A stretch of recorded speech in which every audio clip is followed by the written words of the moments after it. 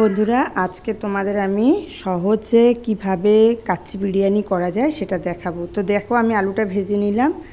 এইবারে ওই তেলে পেঁয়াজটা বেরেস্তা করে নেব।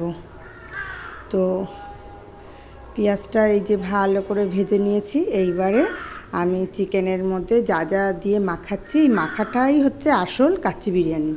তো এর মধ্যে দেখো দিয়ে দিয়েছি টক দই আর বিরিয়ানি মশলা, নুন, আর হলো গিয়ে তোমার এই যে বেরেস্তাটা যেটা করেছিলাম সেটা, এটা দিয়ে আর গোলমরিচের গুঁড়ো দিয়ে এটা আমি ভালো করে দেখো মাখিয়ে নিয়ে ম্যারিনেট করতে রেখে দিয়েছি।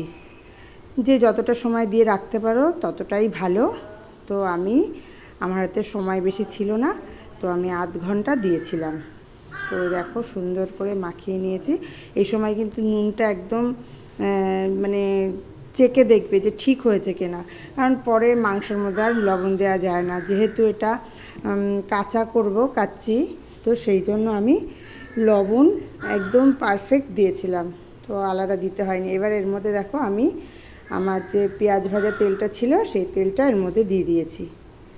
দিয়ে এটা আবার একটুখানি মেখে নিচ্ছি পেঁয়াজ ভাজা তেলটা। তো এটাই হচ্ছে তেল আমার পুরো মাংসের, আর আমি মাংসে কোনো তেল দিইনি। তো দেখো এই তেলটা দিয়ে আমি আরেকটু মাখিয়ে রাখলাম। তো এবার আমি কড়াইতে, ওই যেই কড়াইতে আমি পেঁয়াজ ভেজেছিলাম ওর মধ্যেই আজকে বিরিয়ানিটা করব। তো এর মধ্যে আমি সব দেখো বিছিয়ে দিলাম চিকেনটা, যেটা আমি রেখেছিলাম মেখে সেটা। তো এবার ভাতটা আমি আগে করে নিয়েছি।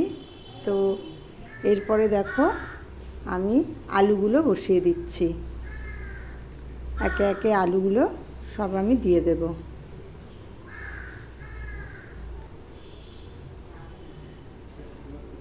আলুগুলো আমি একটু ভালো করে ভেজে নিয়েছি, কারণ চিকেন এইটা হতে না খুব বেশি সময় লাগে না, তো সেই জন্য আমি আলুটা ভালো করে ভেজে নিয়েছি। কারণ মটনে অনেক সময় লাগে, কিন্তু চিকেনে এত সময় তো লাগে না, সেই জন্য আলুটা একটু ভালো করে ভেজে নিয়েছি, যাতে তাড়াতাড়ি মানে নরমটা হয়ে যায়। তো এরপরে দেখো এই যে আমি ভাতটা করে নিয়েছি, প্রেসার কুকারে করেছি। তো এরপরে আমি ভাতগুলো আস্তে আস্তে করে বিছিয়ে দেব। এই যে দেখো সব আমি বিছিয়ে দিলাম। এরপরে বিরিয়ানি মশলাটা দিয়ে দিচ্ছি।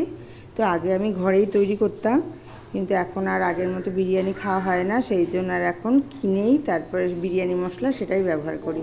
তো দেখো বিরিয়ানি মশলাটা দিয়ে দিলাম। আর ভাতে আমি লবণ দিই না, তার কারণ হচ্ছে অনেক লবণ নষ্ট হয়। তো সেই জন্য আমি লবণটা ভাতের হিসাবেই লবণটা দিলাম, যেতটুকু লাগবে। আর একটু চিনি ছড়িয়ে দিয়েছি, দেখতেই পাচ্ছ। সঙ্গে এই যে বিরিয়ানি মশলাটাও দিয়ে দিচ্ছি একটু, এই যে গোলাপ জল, আর দেব হচ্ছে এর মধ্যে কেওড়া জল। এই যে গোলাপ জল আর কেওড়া জলটা দিয়ে দিলাম। আর হচ্ছে এর মধ্যে আমি দেব একটু মিঠা আতর। তো আতরটা আমি পরে দিচ্ছি।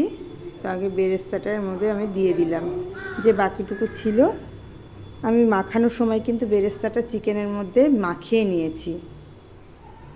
এই বেরেস্তাটা দিলে মাংসের টেস্ট অনেক গুণ বেড়ে যায়।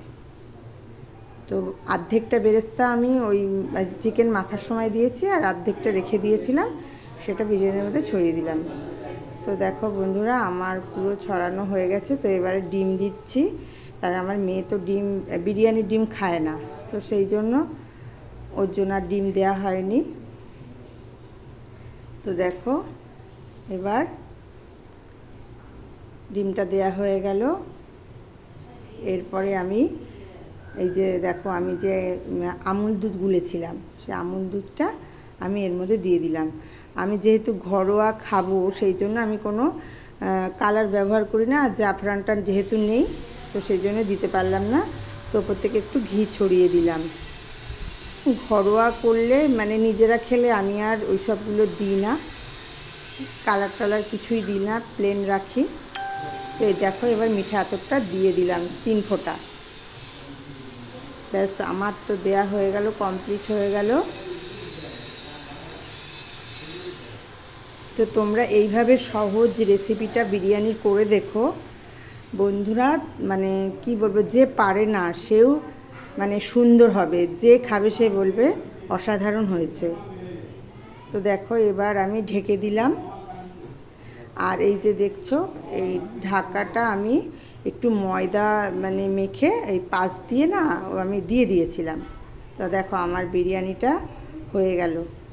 আমি এটা তোমার 1.25 ঘন্টা আমি একদম সিমে রেখেছিলাম, মানে গ্যাস বাড়াইনি, একদম সিমে প্রথম থেকেই রেখেছিলাম। তো দেখো আমার আজকের কাচ্চি বিরিয়ানিটা রেডি। আমি আর দেরি হয়ে যাওয়ার জন্য সঙ্গে কিছু করতে পারিনি, তো শসা আর পেঁয়াজ